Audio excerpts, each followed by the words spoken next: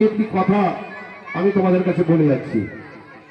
আমরা এই ধরনের যে শিক্ষা শিশু শিক্ষা কেন্দ্রগুলি রয়েছে বিভিন্ন জায়গায়, আমরা চলতি কথা এগুলোকে নার্সারি বলে থাকি। বলতে চাই নার্সারি বলতে কি বোঝায়।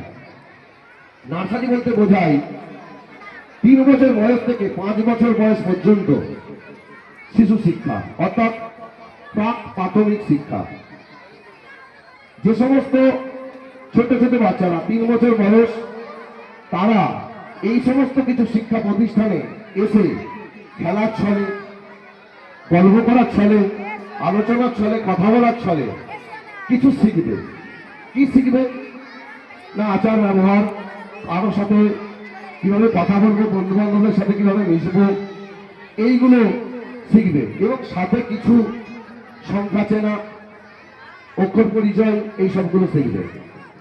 কিন্তু আমাদের কাছে প্রশ্ন একটা, আমি আমার মায়েদের কাছে এখানে যারা উপস্থিত আছেন, যে সমস্ত মায়েরা, আমি তাদের কাছে একটা জিনিস বলতে চাই।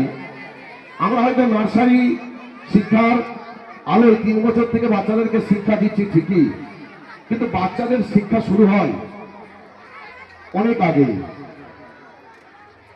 একটি বাচ্চা যখন মাতৃ গর্ভে